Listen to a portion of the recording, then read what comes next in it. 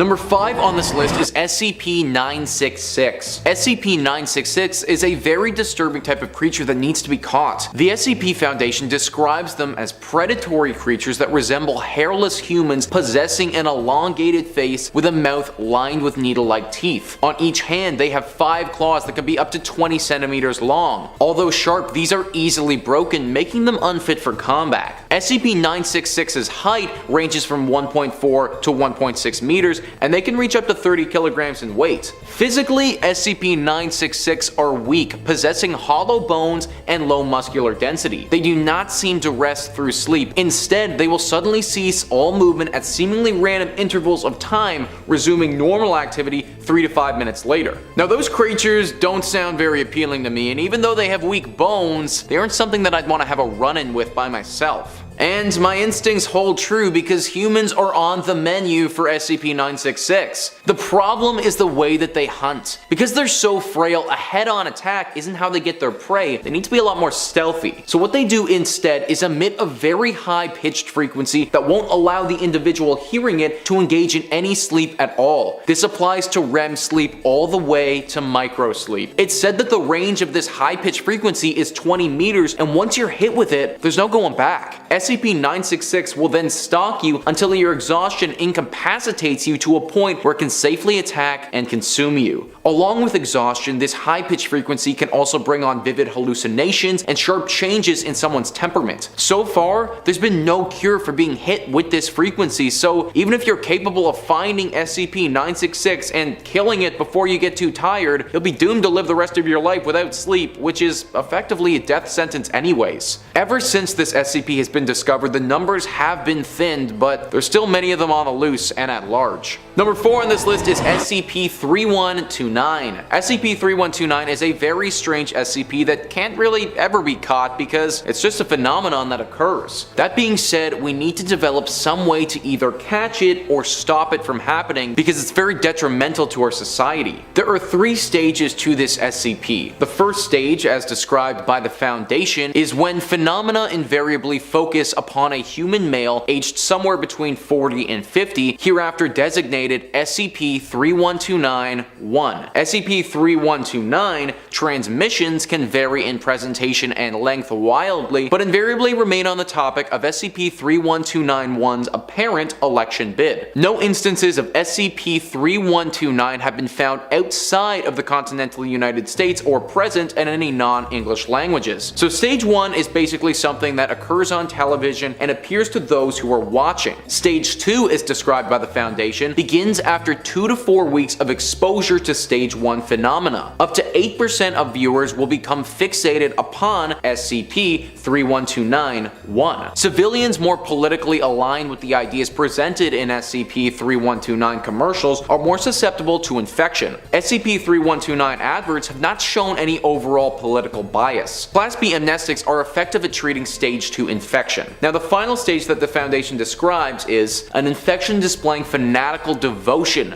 to SCP-3129-1. They argue with open hostility against opposing viewpoints and ideologies. Stage 3 infected tend to seek out other infected in person and by way of online message boards and communities. This SCP isn't as dangerous as some of the others on this list to our health, but to our society, it's by far the most detrimental. Whatever or whoever SCP-3129 chooses to support, those who witness its occurrence will also feel extremely passionate about the same thing. It's effectively a brainwashing tool that no one is in control of. This SCP completely destroys any sense of democracy and takes away our human free will. I don't know how you could catch something like this, but finding a way to identify it when it happens and interfere with the broadcast, I mean, that's definitely something that we need to be looking into. Next up at number 3, Nooy, The Curse, 2005.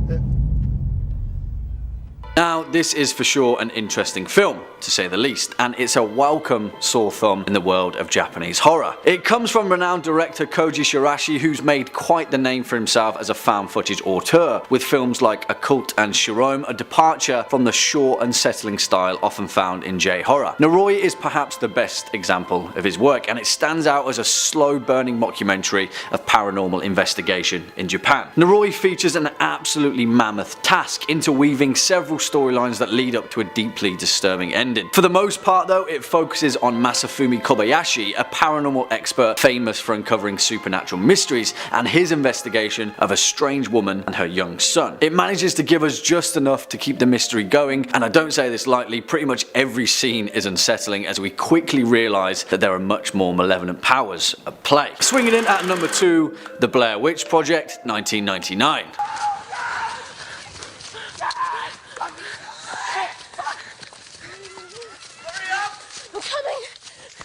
My boots aren't laced.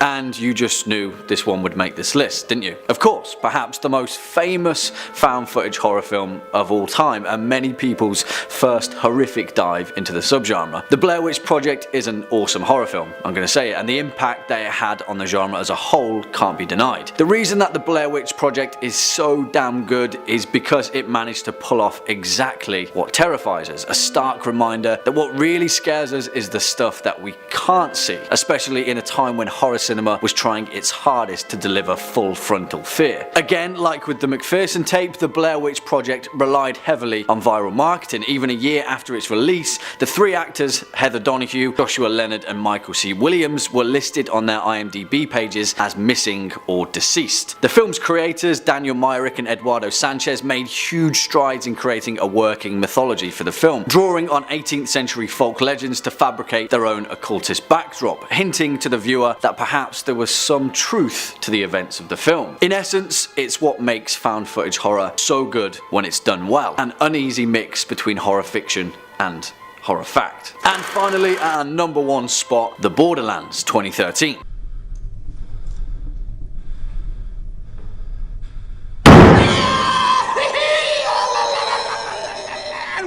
Also known as Final Prayer in the US, but come on, the original title is so much better. The Borderlands is a 2013 British horror film written and directed by Elliot Goldner in his directorial debut. I'm going to say it, this film is awesome for many reasons, but the main reason is that it answers a question that somewhat mires the believability of found footage horror. Why are they still filming? Well, The Borderlands has a pretty decent answer for that. 3 men who were sent by the Vatican to provide evidence of demonic occurrences in a remote church in rural Britain. I really don't want to spoil anything in this film because I sincerely urge you to watch it if you haven't, but in my opinion this is one of the best found footage horror films of recent times. It's equal parts The Wicker Man and equal parts The Exorcist, and it's an awesome display of British folk horror, an emerging subgenre that is really hitting the mark for this particular horror fan. Really guys, I can't say much more other than just watch this one because it's really good. Starting off in our number 5 spot, we have SCP-342. The SCP-342 creature normally takes the form of a mass transit ticket for the closest form of mass transportation to its current location. Currently, this demonic creature takes the form of a train ticket departing from an unknown station. When held by a person for any length of time, it will eventually change form into a transit ticket for a form of transportation its holder desires to use. This transformation always takes place when not being directly or indirectly observed, and there are no recordings of SCP-342 changing form. SCP-342 can inhabit any form of transportation ticket without being detected. If SCP-342 is validated by stamp, has its ticket stub torn off, or is disposed of in any way, it will reform into an unused ticket after a short period of time. Anyone who uses SCP-342 to board a vehicle is unable to exit their mode of transportation by any means. Once the vehicle ends its route or stops stops moving, the user will disappear from this reality.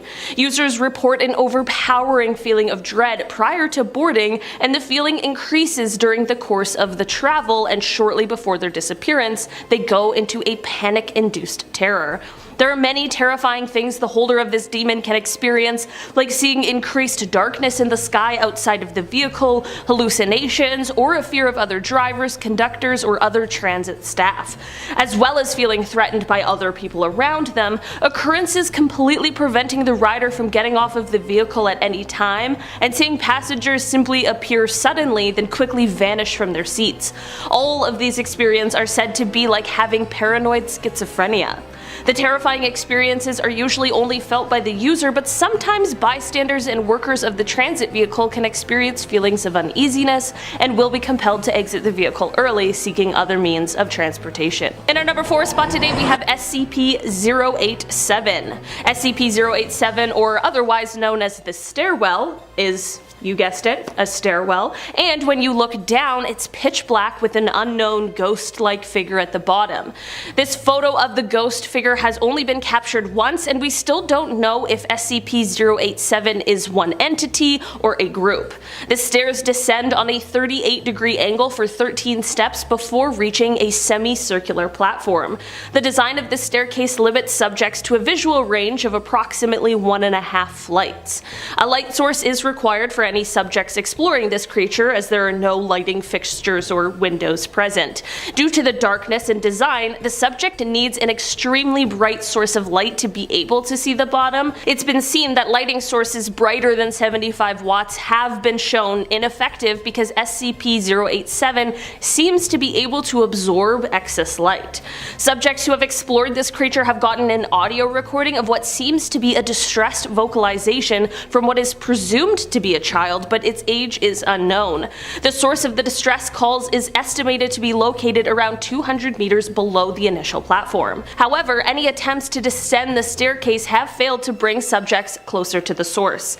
The depth is believed to be far beyond the possible structure of both the building and geological surroundings.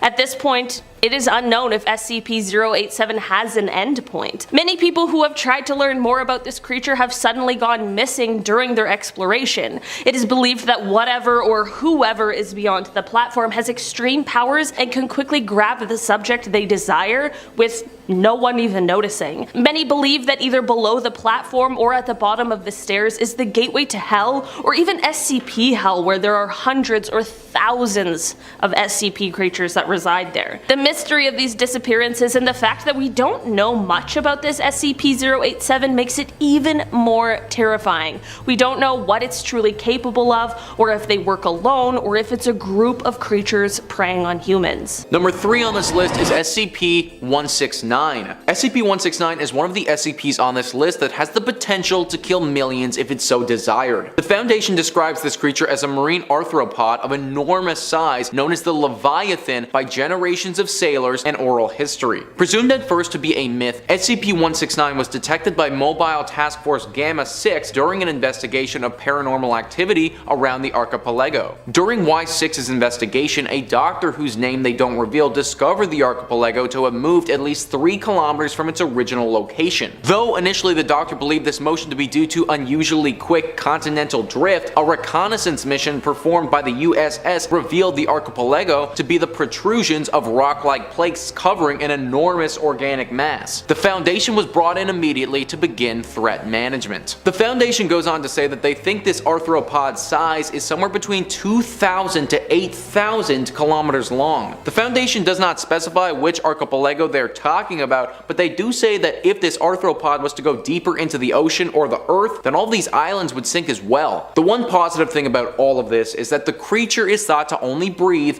once every 3 months. This has led experts to believe that it's in a dormant state and it's not fully awake right now. If it did ever become fully awake and aware, then who knows what this creature is capable of doing. I live in Ontario, and the north to south distance of this province is 1,691 kilometers, meaning that this creature could be 2, 3, or even 4 times the size of Ontario. I doubt we'd ever be able to fully catch this beast based on how big it is, but some means of containment, I mean, that would definitely be nice. Number 2 on this list is SCP-3310. SCP-3310 is honestly not much to look at all. In fact, it's just a tree stump that's floating in a lake. But it's what that tree stump can cause that makes it so dangerous. The Foundation describes SCP-3310 as a 9-meter tall tree stump floating in Crater Lake. SCP-3310 is anomalously able to float upright with approximately 1.2 meters of the top remaining above the water at any given time. If removed from the water and returned, SCP-3310 will return to this position. SCP-3310 floats around Crater Lake as a result of non-anomalous weather patterns. The restriction of this movement causes 2 distinct and possibly linked anomalous phenomena referred to as SCP-33101 and SCP-33102.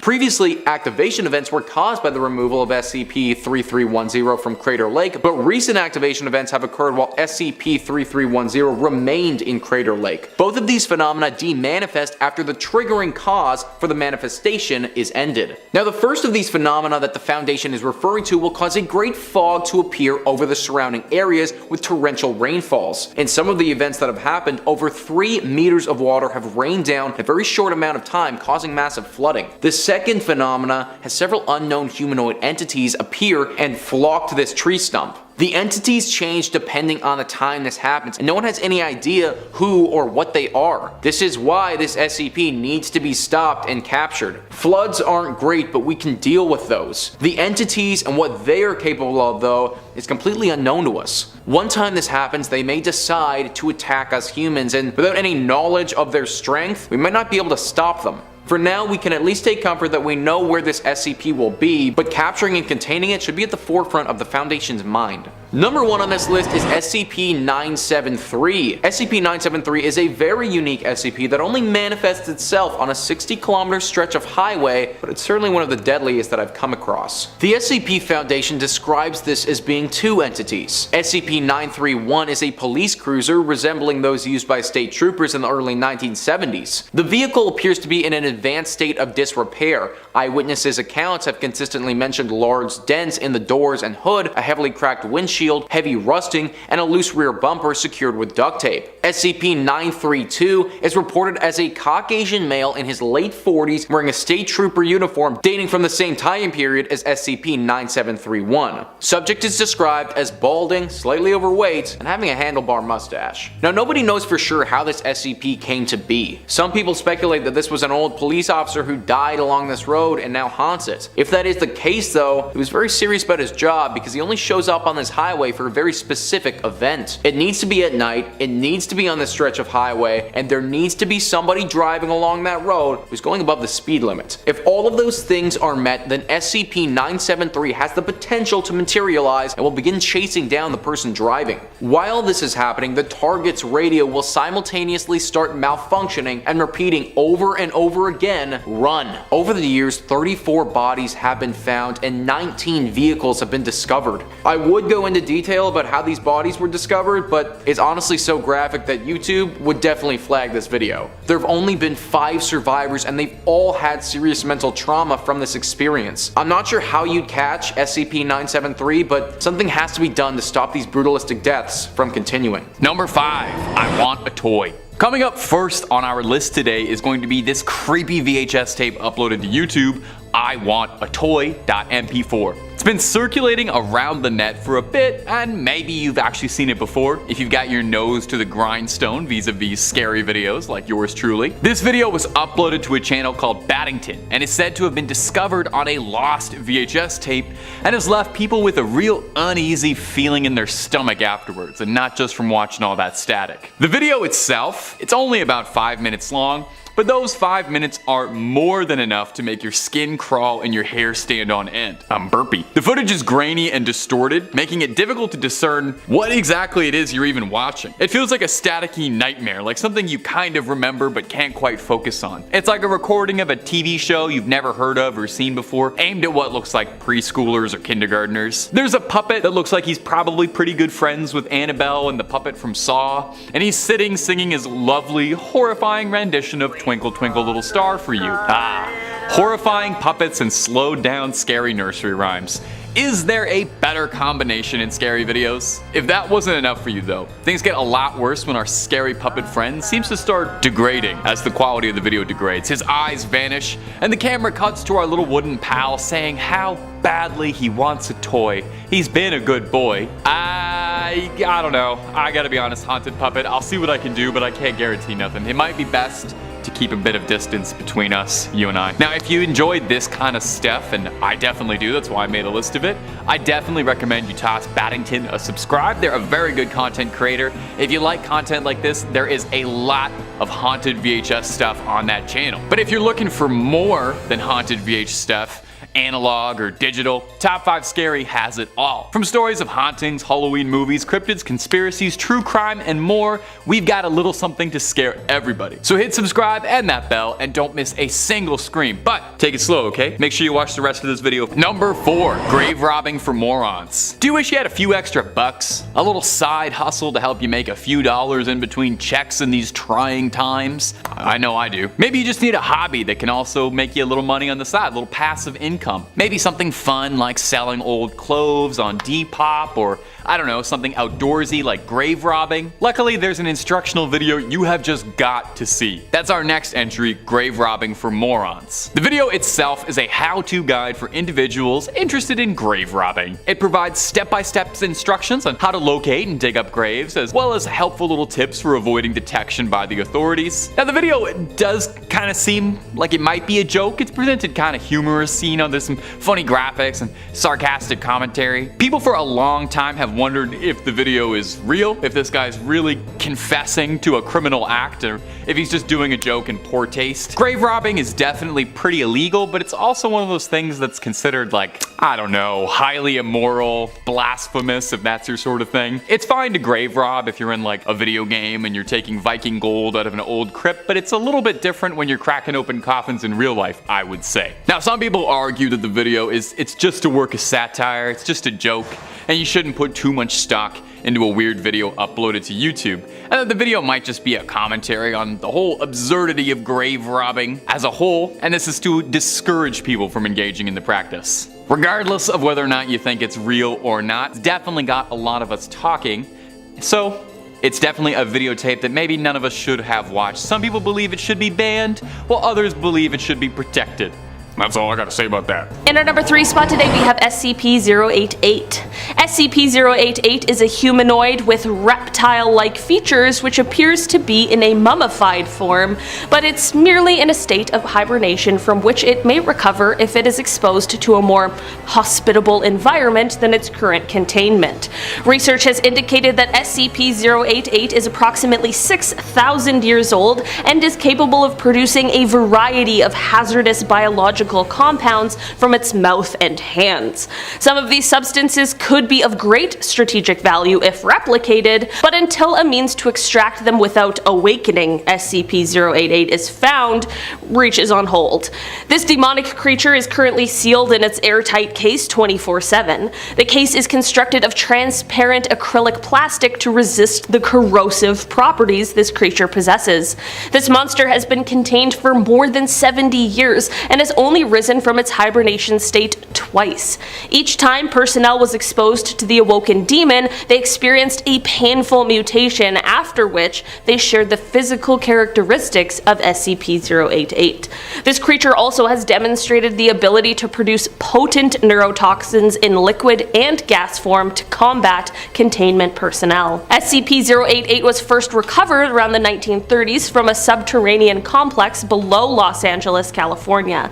The site was originally discovered by a man known as GWS using a device he called a radio X-ray. After mapping a series of tunnels and gold deposits below the city, G declared that he found the lost city of lizard people as described in the legends of Arizona's Hopi tribe. The SCP-088 was recovered with the mummified remains of 23 other beings sharing a similar morphology. However, none of these beings found with this creature were alive, and examination investigation suggests that they may have been originally human or possibly even half lizard, half man. Due to this creature being so dangerous to humans, it's been very hard for people to be able to research it or its origins, so many findings relating to the SCP-088 can't completely be confirmed and may never be due to the damage it can cause to humans. In our number 2 spot today, we have SCP-173. Moving on to our next creature, we have SCP-173, the Sculpture. At a first glance at this creature, it may appear harmless or just a little creepy, but as it is a roughly humanoid concrete structure with stubby arms and legs with green and red facial features made from Cryon brand spray paint. But don't underestimate its abilities from its looks, as this scary creature is incredibly swift and is known to capture anyone as its victim. SCP-173 is considered a Euclid class SCP with Class 4 hazardous containment procedures, and the very first being captured by the SCP Foundation. It is the most well-known SCP of all time, rightfully so. The creature's origin is still unknown, but one thing is for sure is that it is very hostile towards any life form. There have been reports of sounds of scraping stones within their container when no one is inside. To prevent SCP-173 from escaping, it must be locked in its container at all times. When personnel enters SCP-173's container, a minimum of 3 must be locked inside the container with the creature. To stop any mishaps, 2 people must maintain direct eye contact with him at all times, and they need to notify each other when they are going to blink, as it is only able to move when no one is looking.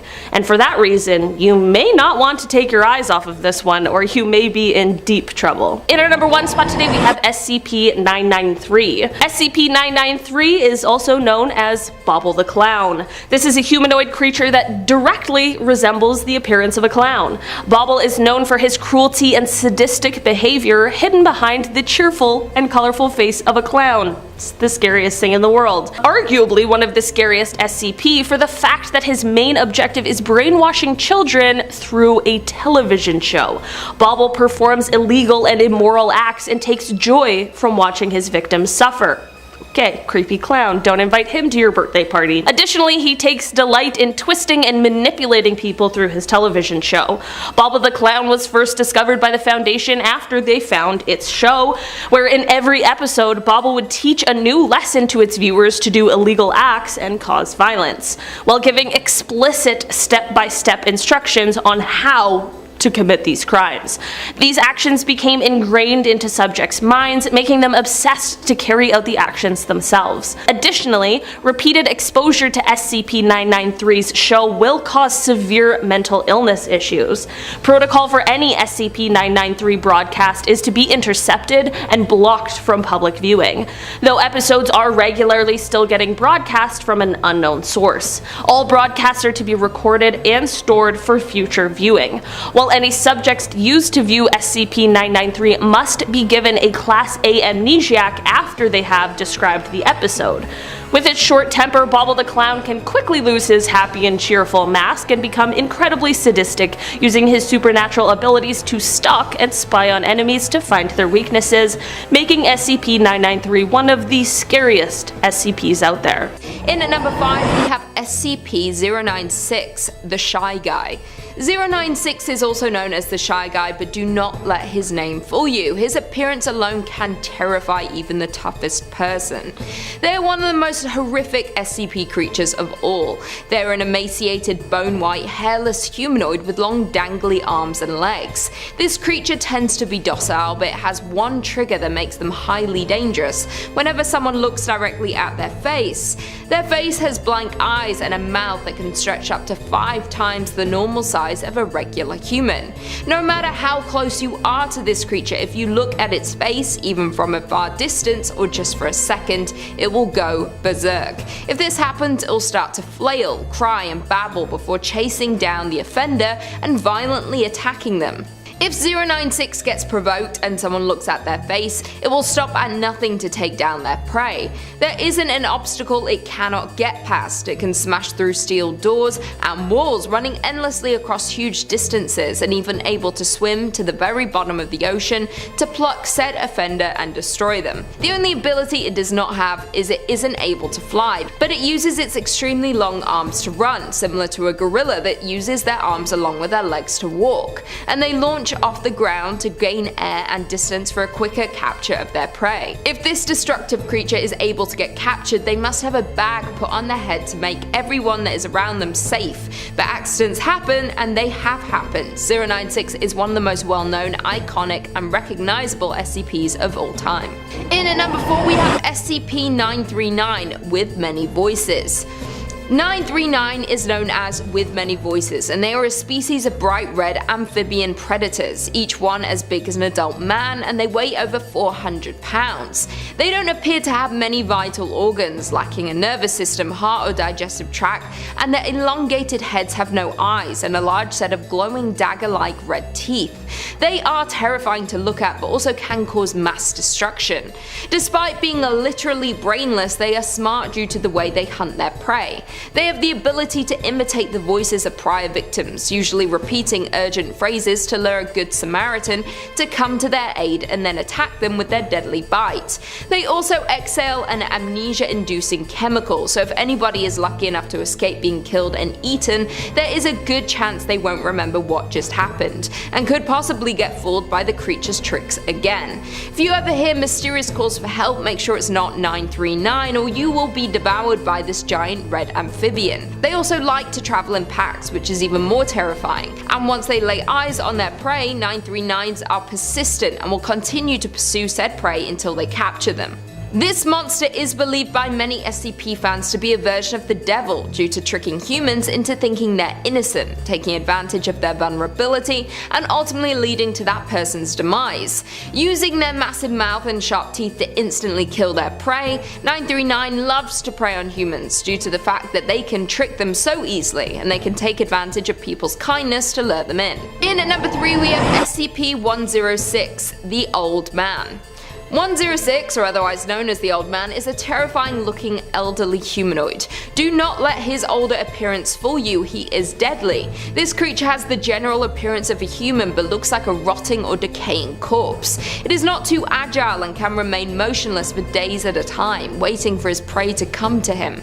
This creature is capable of scaling any vertical surface and can remain suspended upside down indefinitely.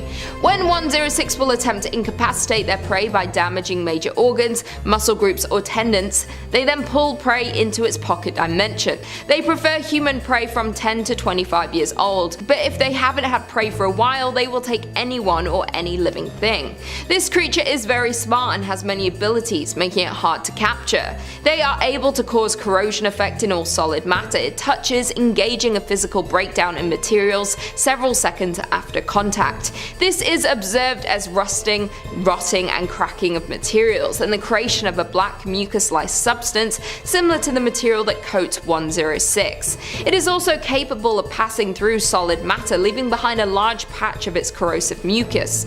This demonic monster remains in a maximum secure area. No physical interaction with 106 is allowed at any time. All staff must stay away, and they need to always stay at least 6 meters away from the cell, except in the event of a security breach. He resides in a sealed container comprised of a lead-lined steel, and it is sealed within 40 layers of identical material. The cell is also suspended in the air so that this creature can never be able to escape. Any object or material lost to SCP-106 is deemed missing, and no recovery attempts are to be made under any circumstances. If this creature escapes, it could be detrimental. In at number 2 we have SCP-049, the Plague Doctor. 049, otherwise known as the Plague Doctor, is popular among SCP fans. At first glance, it's not the most terrifying creature out there. It's dressed like a man who is dressed in a black hooded robe and a silvery ceramic mask with long bird-like nose. It has since been found out that this attire is an extension of his body, being fused permanently and organically to his flesh. It is a humanoid entity around 6 feet tall and resembles the appearance of a medieval plague doctor. This creature's intent is ridding the world of the disease, which has yet to be elaborated on, so no one really knows what his true motive is. He selectively chooses which patients he wants to operate on, and his mysteriousness makes him even more terrifying. His touch is fatal, and when he has a cadaver to work on, he cuts them open with no medicine and makes them watch while he performs on them with a strange set of medical tools and serums. Once the operation is complete to the plague doctor's standards, the patients are never the same again, and they lack any higher brain power functions, so they tend to roam around in a zombie-like state. 049 goes from patient to patient because that is what they enjoy and what motivates them, so they try and find the right match quickly. If they go too long without finding a victim, they grow impatient and go completely nuts, ultimately tearing their targets apart in anger. This demonic creature is smart enough to speak but usually chooses not to. He is silent but deadly. When he does choose to speak, he rarely deviates from the subject of curing the pestilence. Under no circumstance should you ever come in contact with this creature due to his unpredictability and sudden burst of rage. You never know what it will be like, and it could be deadly for you. The Plague Doctor is the stuff of nightmares and horror movies, and you should avoid it at all costs. And finally, in at number 1 we have SCP-682, the Hard to Destroy Reptile.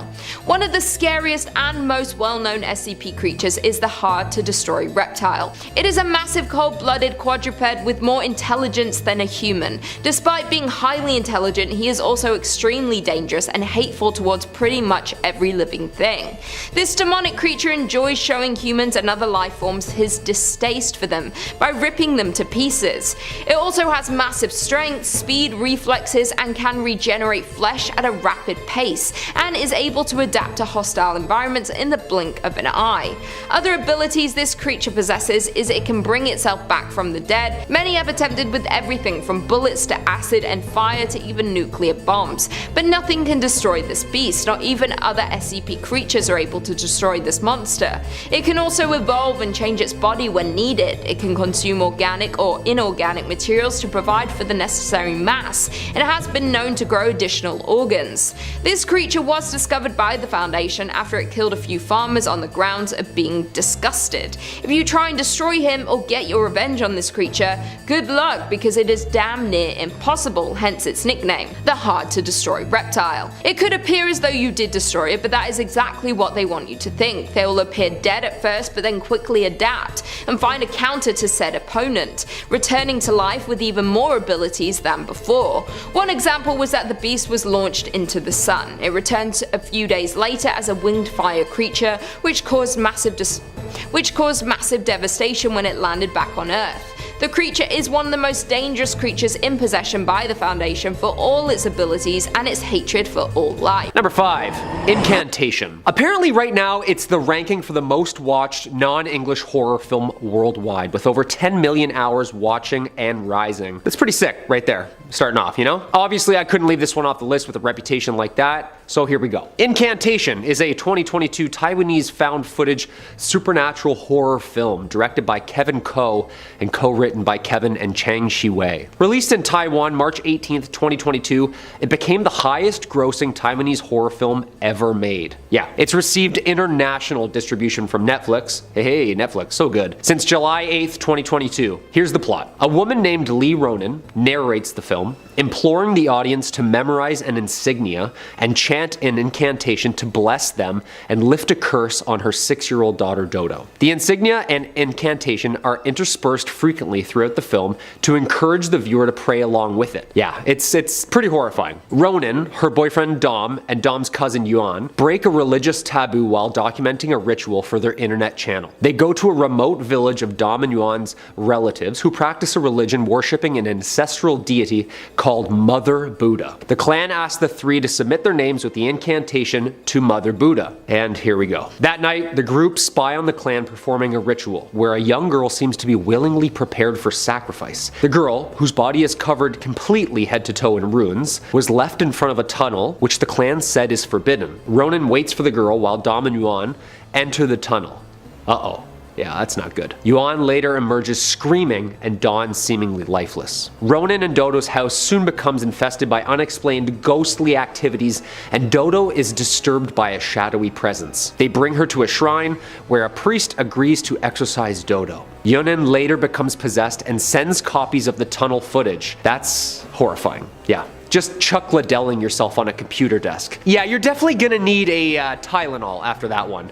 Ouch. The film ends with some audience participation, and I'm not gonna spoil anything, don't worry, but after watching this, I kinda understand why it's rated what it's rated. Yeah, very scary, but also really good. As always, dudes, if you like what we do here too, hit the like button or leave us a comment down below.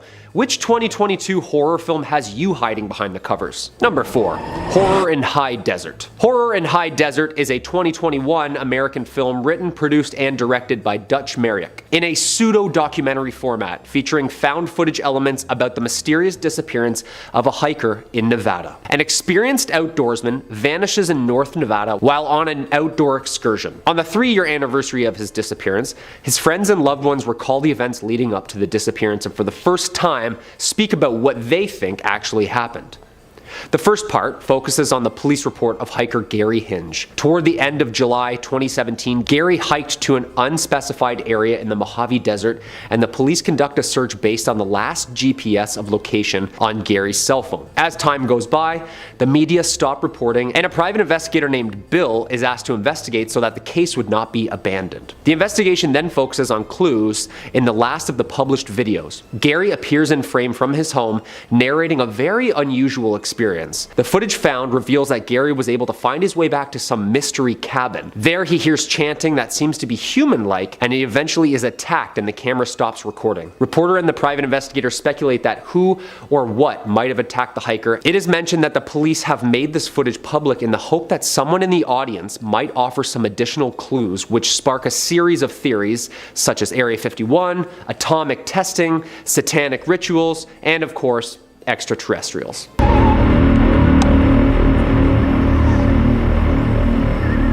Yeah, that's absolutely horrifying. I didn't even see that thing. They really do a good job at involving the audience in the experience by asking them to help continue the search, which makes the film seem so real but not real at the same time, you know? Hey, great film. And I say aliens, that was definitely an alien, you know? I'm the alien guy, I'm just saying. Number 3, the Paris Catacombs. The Paris Catacombs really don't need any help being scary. It's a tunnel filled with the remains of hundreds of dead bodies and more bones hanging up than a museum, so even a well-lit guided tour with a stop for some coffee and fancy snacks would probably still leave you a little bit unnerved and scared with just a dash of heebies and jeebies. Oh, if only a nice walk through the catacombs was what I was showing you. Instead, I've got a terrifying video of someone running around the catacombs like they're a first-person horror game. Now, why is someone running through the catacombs? Are they running from something that's behind them? Running in the world's worst marathon? Are they just scared because they're lost and they're desperately trying to find their way to the exit? The camera gets a lot shakier as the video keeps going, and the person seems like they're running faster and faster and getting more and more stressed and scared as they try to find their way out of the never-ending, wet, dark, dank annals of the tunnels below. At the end of the video, the camera drops and footsteps are all you can hear. So we have no idea what happened to our first-person view recording. Now, someone in the comments pointed out that something to keep in mind is that even just on the map presented of the catacombs, you can go from one side of the catacombs all the way to the other. Now, a lot of the public tour is blocked off, but there are spots where you can leave the path and wander into the depths of the catacombs, and they do not advise you to do this. In fact, they would rather prefer that you do not. You can get yourself really lost. Parisian police seal every entrance they find that isn't supposed to be on the tour, which means potentially you could go into one entrance, come back and find yourself in a sealed entrance, and you can do this for miles and miles. Explorers who are familiar with the catacombs say that the depths aren't even slightly mapped out. So there are miles and miles of just unknown catacomb out there. There are ways down no one knows and paths that could lead who knows where. Just hope you're not claustrophobic. Claustrophobic. Number 2, Candle Cove. If you're really tuned into internet horror and creepy campfire stories for a digital age, then perhaps you've come across Candle Cove before. This freaky story in particular actually scared me to my core when I was younger, like really chilled my bones. So it feels very appropriate if I can traumatize a new generation. I love to give back. What can I say? I love to keep the cycle. The legend goes that Candle Cove was a TV show for younger audiences about pirates, my favorite subject, filmed as a puppet show like something like the Thunderbirds. It first popped up on a forum for nostalgic TV, where someone asked if anybody remembered this old show Candle Cove. Tons of users came out of the woodwork to share their stories and happy memories of this silly little show. It was like a group effort, everybody tossing in what little bits of trivia they remembered. But people were frustrated that it was hard to find any footage or like DVD recordings of the show. Well, someone uploaded a clip of Candle Cove and it is pretty darn unsettling. As I've already mentioned, puppets are inherently terrifying, and then you mix in some VHS artifacts, scratching and screaming, and something that's supposed to be innocent turns into a horror show real quick. A lot of the details about the show sound like it was way too scary for its young audience. There's a character named Skin Taker, a skeleton pirate wearing skin, or an episode that was just the puppets shaking and screaming into the camera. Now, where the legend of Candle Cove gets downright horrifying and freaky is that someone in the original forum thread where it was first discovered returned to the post, saying that he met up with his parents and he had asked if they knew anything about Candle Cove or remembered how much he used to love that show. And he was told by his mother she was always confused whenever he would talk about that pirate puppet show, since whenever he'd say he was watching it, he was just sitting by the TV watching static. Oh, still to this day sends a little chill up my spine. They eventually actually adapted the story of Candle Cove into a TV show. I can't remember what the name of it's called, so I probably shouldn't even have included this fucking right now. Maybe done some research. Got all of that.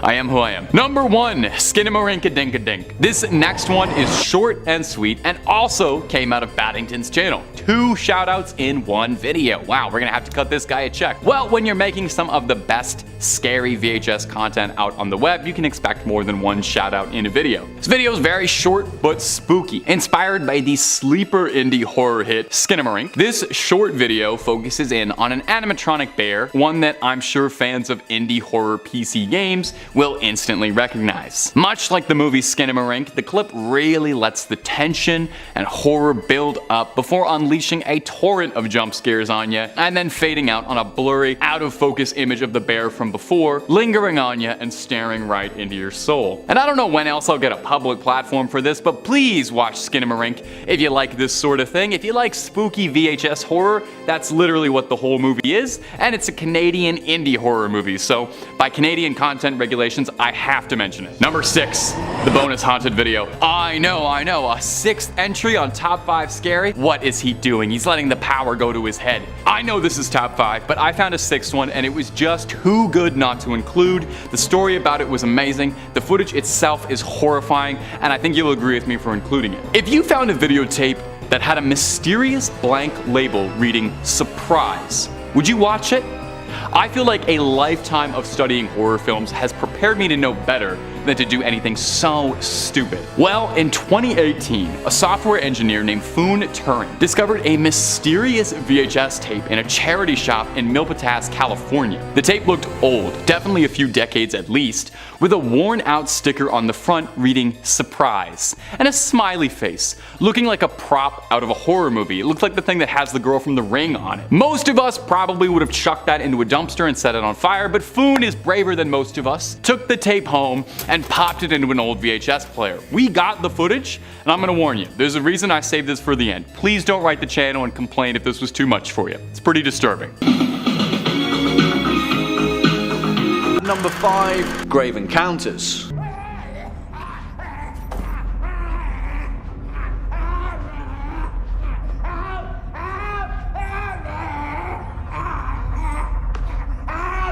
Now, you guys had a lot to say about this particular film in the first part of this series, and rightly so, because, put it this way, if every episode of Most Haunted was as awesome as this, then we'd have enough content to keep us going for the next few decades. Written and directed by the Vicious Brothers, aka Colin Minahan and Stuart Ortiz, Grave Encounters is a 2011 Canadian supernatural horror film that strikes at the vein of paranormal reality TV, which, as I mentioned previously, is a much needed antidote to the fan footage genre as a whole. We, as an audience, need to be able to suspend our disbelief when faced with such a personal depiction of horror. Again, it strikes the question, why are they still filming? Well, this film follows Lance Preston, the charismatic host of Grave Grave Encounters, an infamous ghost investigation TV series, and his crew as they make their way through the abandoned mental asylum Collingwood Psychiatric Hospital. What plays out is a genuinely nerve-wracking classical ghost story. I'm not going to sugarcoat it, there's not much more to the plot other than the pursuit of the paranormal and the pains that come with it. But as far as that goes, Grave Encounters does it very convincingly, and it's jammed with some genuinely uneasy moments. So much so that the Vicious Brothers have extended the Grave Encounters series and developed quite the cult following in the process. Coming in next at number 4, Devil's Pass. Benson, come on!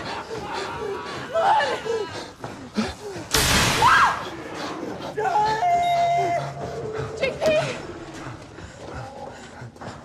Now, if you're aware of the Dyatlov Pass incident, then this film will definitely strike a chord as a terrifying adaptation of the notorious Unexplained mystery. For those of you not aware with the mystery, the Dyatlov Pass incident was the unsolved death of 9 ski hikers in the northern Ural Mountains in 1959, in the then former Soviet Union. To this date, their cause of death is still undetermined, and the strange occurrences surrounding the Dyatlov Pass incidents has been the imaginative spark for dozens of conspiracy theories and paranormal tales. So as far as a horror movie goes, Devil's Pass draws from some pretty impressive source material. Directed by Rennie Harlin, the man responsible for A Nightmare on Elm Street 4, Devil's Pass follows the story of 5 college students who were determined to make a film about the Dyatlov mystery, and what plays out is an unnerving interpretation of the events that transpired. To be honest, if you're not a fan of conspiracy theories and government cover-ups, you might feel a bit bogged down with this film, but if you are, then Devil's Pass is a sci-fi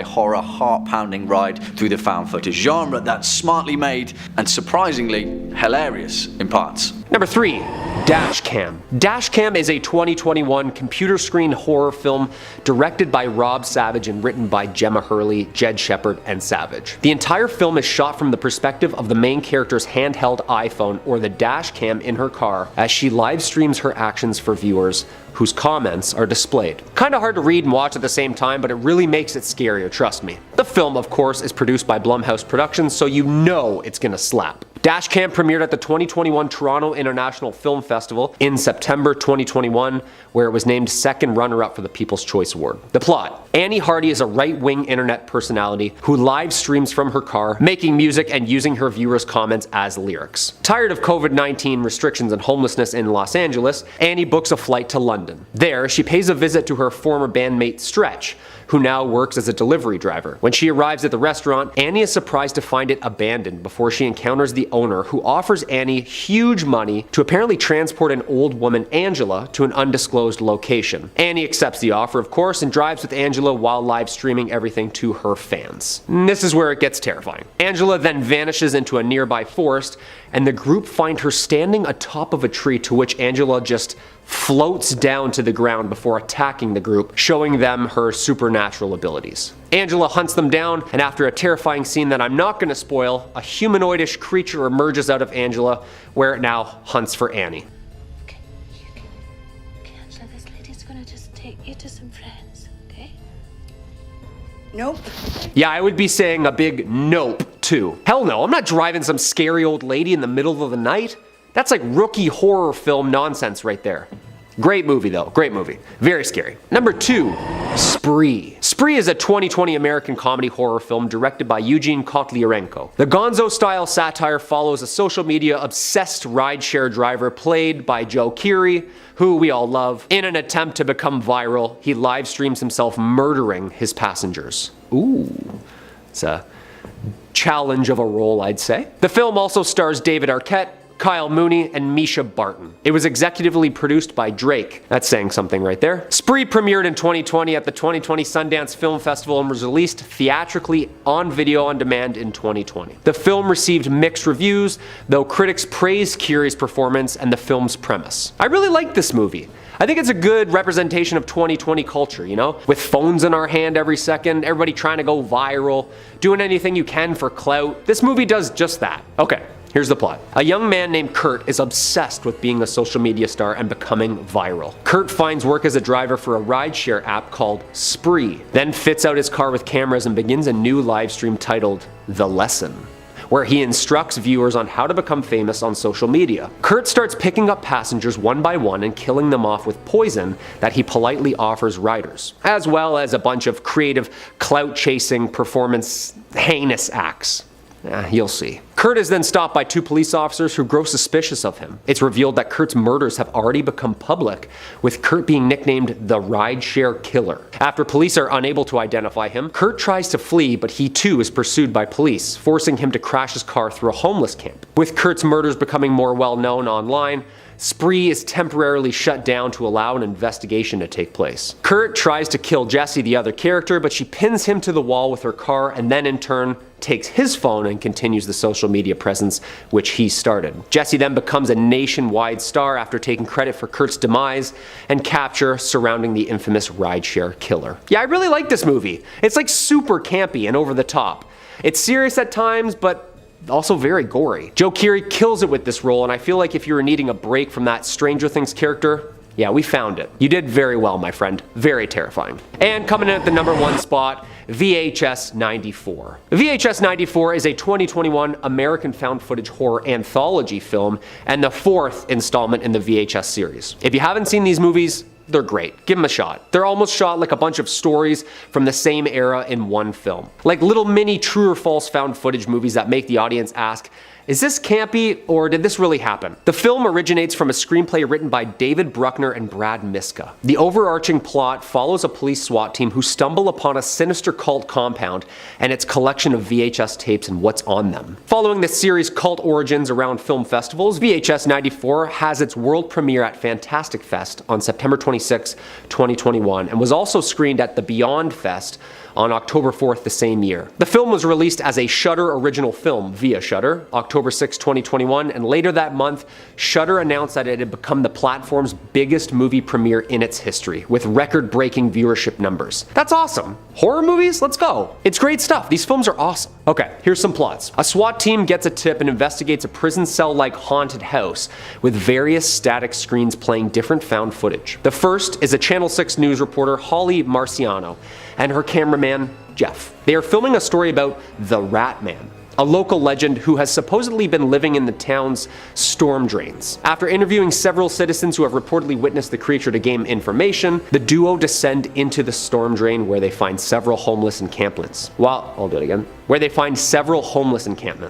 filming, they are approached by a man covered in black goop slime, and he murmurs, "Ratma." They attempt to flee, but they are captured by other similar residents of the sewers. Yeah, I'm not going to spoil anything else because I really like the VHS series and the mini stories that they do. They're absolutely terrifying. The vampire part is the scariest part. I'm not spoiling anything. Check it out. Sneaking its way into #5, we've got Creep. This flick breaks it down to the bare essentials. 2 dudes and a camera. That's all you really need to make a found footage horror movie. No big set pieces, no funky twist, no need for monsters showing up at the perfect time for nobody in universe to notice, just a maniac and a weirdo videographer and the things they do. It's simple, and it works so well. We open on a videographer being hired by a strange man who claims to have a terminal illness. He wants to record some videos for his unborn son, kinda like how every dad with a secret records stuff for their kids. Hey kiddo, if you're seeing this, I'm probably dead. Haha, classic dad, right? Well, the haunted family heirloom is buried beneath your dog's grave, etc, etc. You get the picture. So as these 2 men are trying to figure each other out, some dark secrets are revealed.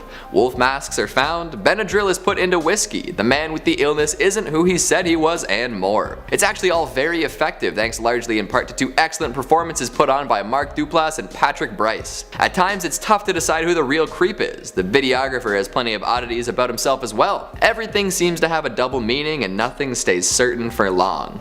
Well, until it does, but we won't go there. Creep is a fantastic example of how to make something super simple work. 2 characters and minimal unexplainable action prevents the flick from falling into the "oh man, something is happening, let's see how all my friends are reacting" trap that a lot of found footage is so fond of. It was even good enough to warrant a sequel, and apparently a 3rd's on the way.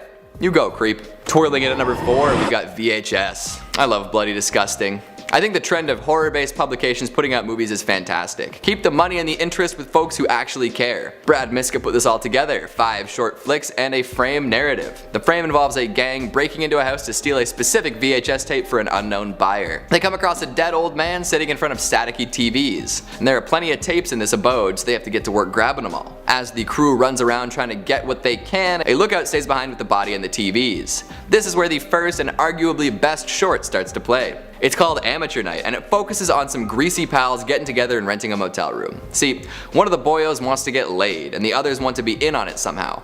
Weird. So they rig a pair of glasses with a hidden camera in order to capture the whole thing. Weirder. And then they head out on a bar crawl, looking for some ladies. Less weird, but still weird because of the first 2 things. The group ends up finding 2 girls who seem at least vaguely interested in them, and they regroup in the motel room after a few drinks. Quiet, shady Lily seems content just to creep around the periphery and see what happens, while the excessively drunk Lisa just passes out. With only 1 girl left, the boys get a little frisky. And then things get weird, scary, sexy, and wrist-breaky. It's a fantastic use of found footage point of view, especially because they decided to go with the supposed glasses mount. This way nothing feels forced, and at no point does the audience feel the need to scream out, "Just put the camera down for 5 seconds to deal with this." Outstanding stuff. The rest of the found footage flicks in the compilation are serviceable, but none reach the heights, pun intended, that Amateur Night does. Next up at number 3, House LLC. What are you looking at?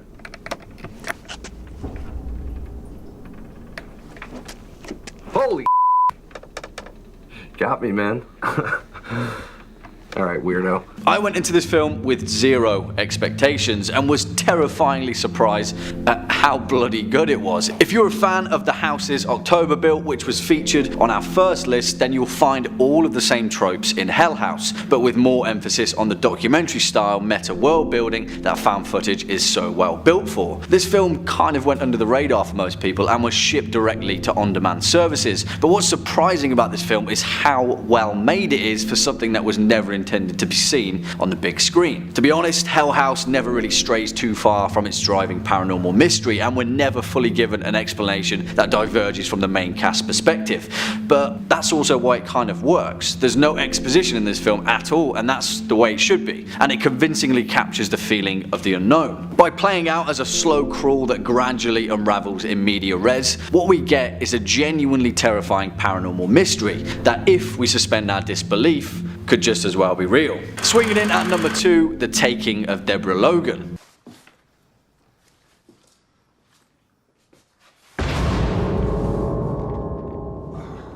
Hey, letting all my heat out. To be honest, this film could get on this list just for one scene in particular, and if you've seen The Taking of Deborah Logan, then you'll know exactly what scene I mean. If you've never seen this film, you've probably already seen the gif of it, because holy moly, that one's messed up. I don't say this lightly, The Taking of Deborah Logan is a really, really good horror flick, irregardless of the found footage genre. I think then that's part of the reason why it was dismissed. People were tired of the same old, and as soon as they heard the phrase found footage slapped onto it, they didn't give it the chance it deserved.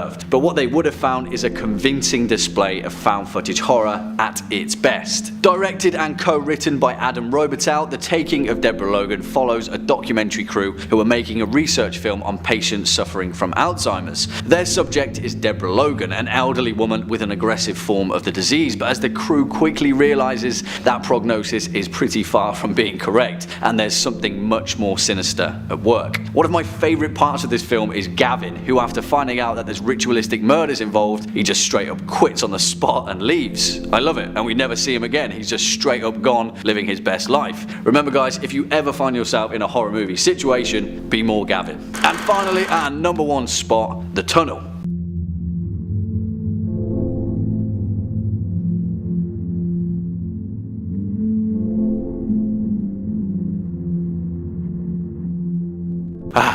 Holy moly, this film is ridiculously good. Equal parts thoroughly entertaining, convincingly made, and just straight up terrifying. Which makes it so much more impressive then that this is essentially a fan-made film, crowd-funded by selling individual digital frames for $1 a piece. Now, I will forgive most criticisms with this film, and to be honest, if you weren't a fan of the Blair Witch Project, then in all likelihood, you won't enjoy this. It is very unforgiving with its handheld sequences, there's a lot of disorientating shots, but I don't know about you, that's exactly what I want want in found footage horror. I want to feel like I've stumbled upon a tape that shouldn't be seen. It's the reason why I believe found footage horror can be so effective when it's done right. It's not entirely what we see, it's the small moments of chaos that force our imagination to fill in the gaps. On top of that, we have an extra layer of exposition from the documentary sequence, allowing us to witness how the imminent threat ahead has already affected the survivors. What we get is a terrifying display of claustrophobic horror that seriously is edge of your seat stuff. Give this one a watch and then let me know your thoughts in the comment box down below, and maybe we'll have enough traction to pull off a part 3. Number 5, The Last Broadcast. This 1998 American horror film, written, produced, and directed by Stefan Avalos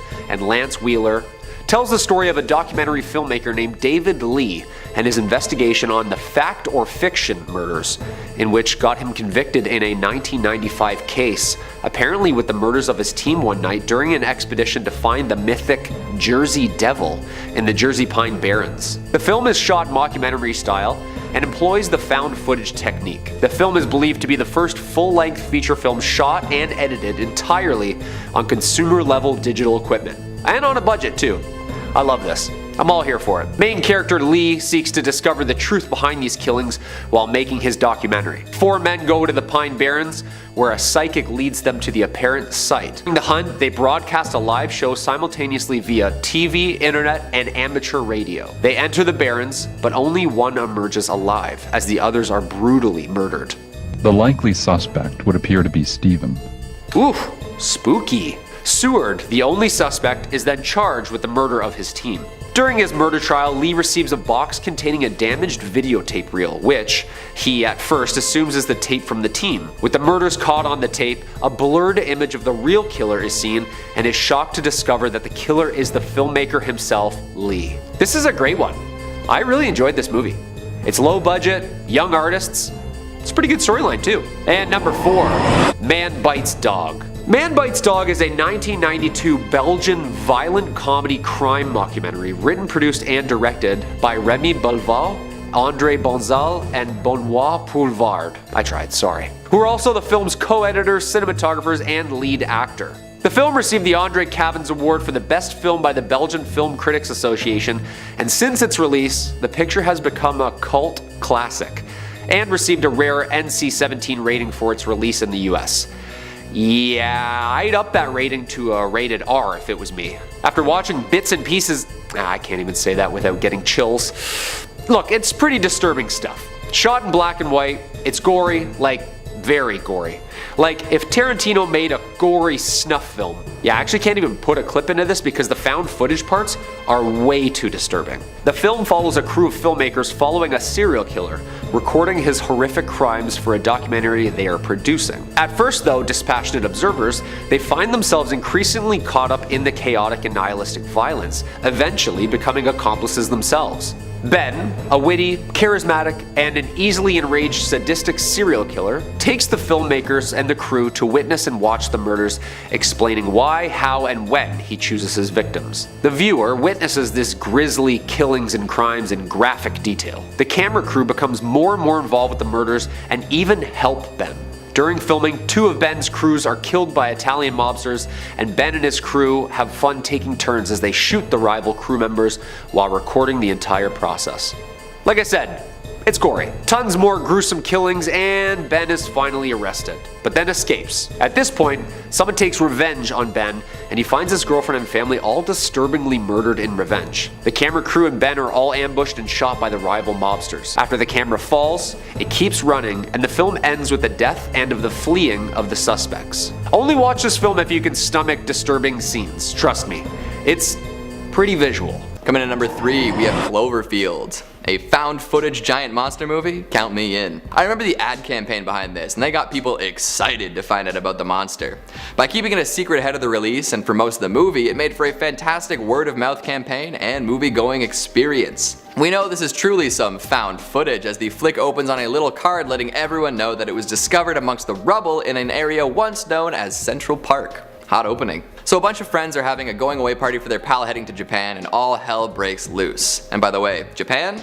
Nice nod to Godzilla right there. The city's collapsing and these streets are chaotic. A bunch of crab monsters that make you explode are running around. It's a cataclysm. Director Matt Reeves does a great job with the found footage element. It keeps the pace frantic, the scares constant, and the tension high. We only catch little glimpses of the major monster, which adds to the mystery and allure. The destruction happening throughout the city feels more real when viewed from the vantage of a person at street level, and once it gets going, it does not stop. The shaky cam might be too much for some folk, and admittedly it can be a lot. But the experience itself is a totally engrossing one, and it's something folks haven't really tried with the format in a while. Big threats like this are rare in the found footage world where curses and diseases and witches reign supreme. Floating in at number 2, we've got Nooy, The Curse. Speaking of curses, let's talk about Nooy. This Japanese found footage mockumentary follows a prominent paranormal investigator that disappears during the filming of one of his documentaries. Following his disappearance, his house burns down, his wife dies, and all sorts of loose ends are loosened further. And it's all because of a terrible curse. As we go through the footage left behind by Kobayashi, we find out that the curse originated in the past as a demon who was meant to get revenge for those who summoned it. Something went wrong somewhere down the line and the demon possessed a woman. After that, it was found that anyone who interacted with her would get the curse, and it spreads from there.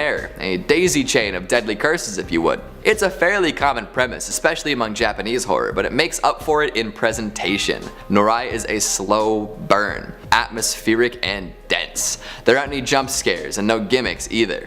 It seeks to disturb you from the inside out by presenting you with creepy occurrence after creepy occurrence. We see everything through the lens of the cameraman, and dread germinates like a seed deep within your psyche. The way it presents the story is very procedural, with plenty of exposition to keep the plot moving along. This can be tiring, but it has another trick up its sleeve. There are plenty of moments where ghosts appear in the background without drawing attention to themselves, rewarding eagle-eyed viewers with a little scare to call their very own. And finally, at number 1, Lake Mungo.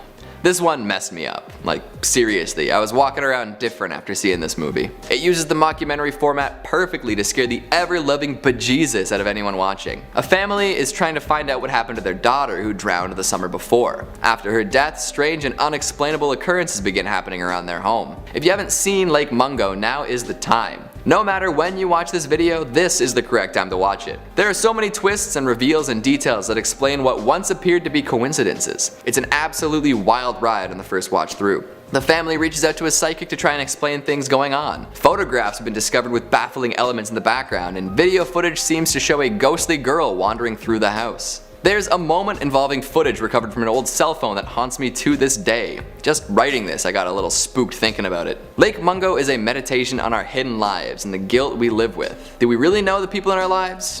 What aren't they showing us? Kicking off at number 5, The McPherson Tape, 1998. Kurt, they're on the roof.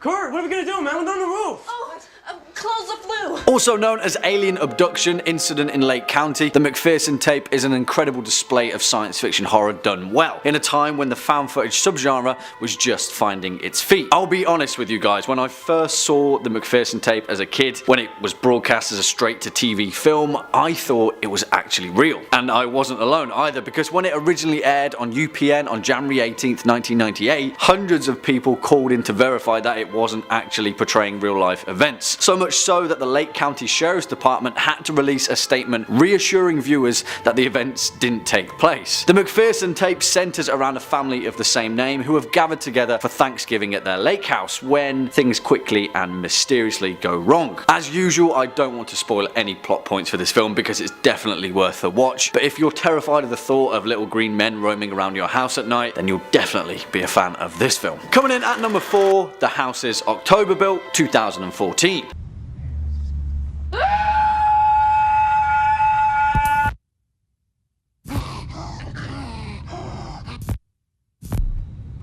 And yeah, this film is great fun and so damn creepy for the most part. Directed by Bobby Rowe alongside hit producer Steven Schneider, the man behind the original Paranormal Activity, Insidious and The Devil Inside, The House's October Built is a fantastic spin on the found footage genre and features some genuinely terrifying set pieces throughout. It gives you that weird sense of dread that the subgenre tries so wholeheartedly to capture, but this film does it to perfection in parts. The House's October Built focuses on a group of friends, all horror fans may I add, travelling throughout southern USA in the lead up to Halloween. They've got an obsession with live action haunted house attractions, and the film plays out as a kind of mini road trip, ramping up the fake scares as it plays out. But, well, the fake scares quickly turn into real scares, and the second half of the movie really manages to turn up the heat. The strength of this film is how personal it feels. There's no wider scope other than the events that unfold before us, and it's backed up by a genuinely believable cast and likeable characters, which makes the ending that much more bleak.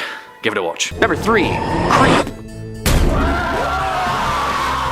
Creep is a 2014 American found footage psychological horror directed by Patrick Bryce and is filmed as found footage and does the genre well. Bryce portrays a videographer assigned to record an eccentric client insisting on filming numerous videos for his future unborn kid. Creep was inspired by Bryce's experiences on Craigslist. Bryce and lead actor Duplass refined the film story during filming, which resulted in multiple versions of each scene and several alternate scenarios and endings. Struggling videographer Aaron accepts an assignment to travel to a remote cabin where he meets his client Joseph, who explains he has an inoperable brain tumor and is expected to die before his pregnant wife gives birth. With this, he wishes to have Aaron record a video diary for his unborn child, and throughout the videos, Joseph demonstrates behavior that makes Aaron a little uneasy, which leads in Joseph confessing some pretty heinous stuff to him. As an increasingly freaked out Aaron intercepts a phone call from Angela, who's actually Joseph's sister, and warns Aaron to escape. Joseph then attempts to stop Aaron, leading to with Aaron escaping. Then, at home, Aaron starts receiving items in the mail from Joseph, including a recording of Joseph digging a grave. Creepy. A DVD is then sent to Aaron offering an apology in a public setting, which Joseph then kills him from behind with an axe. Spoiler alert, Joseph, now calling himself Bill, later receives a phone call from his newest target as he places a DVD of Aaron's murder alongside recordings of his past victims. That's scary. Yeah, I saw a play about a gruesome Craigslist ad once.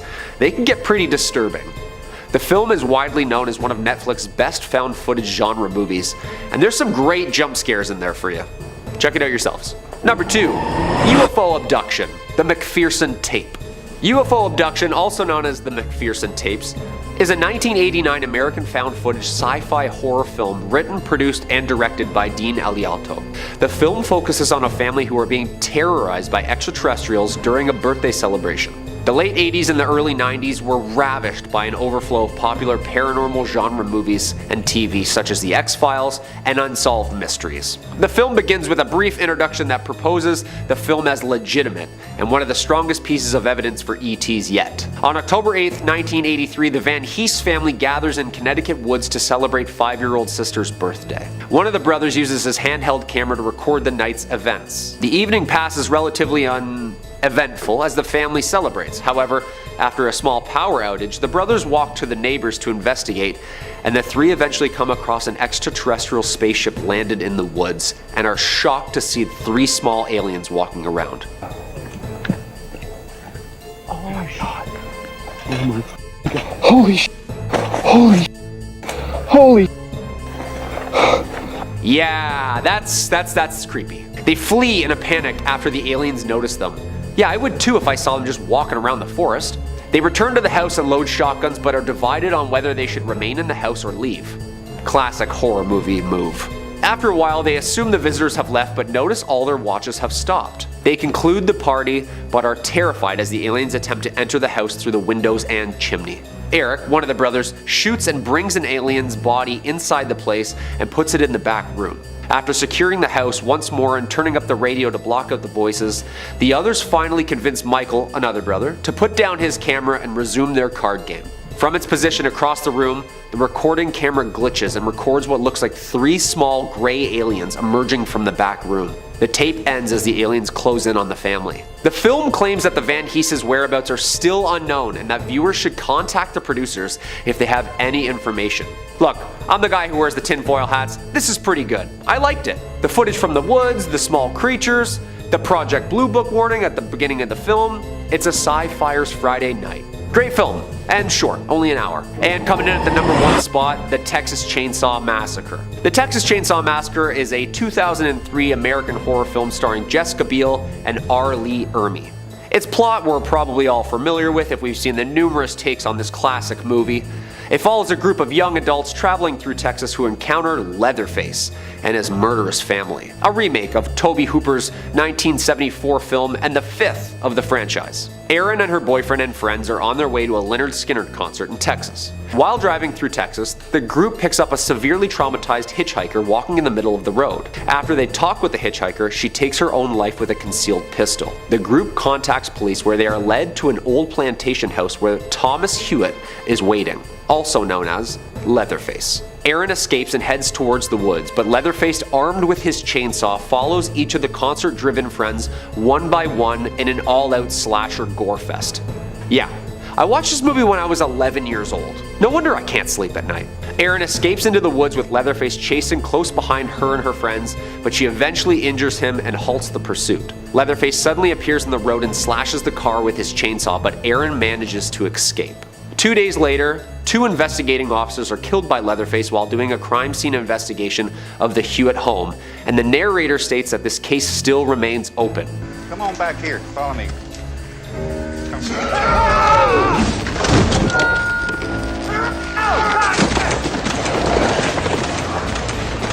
Yeah, that's absolutely terrifying, alright? Seems like this franchise was loosely based around a cannibalistic family in the South and actual evidence, case, and trial of Ed Gein.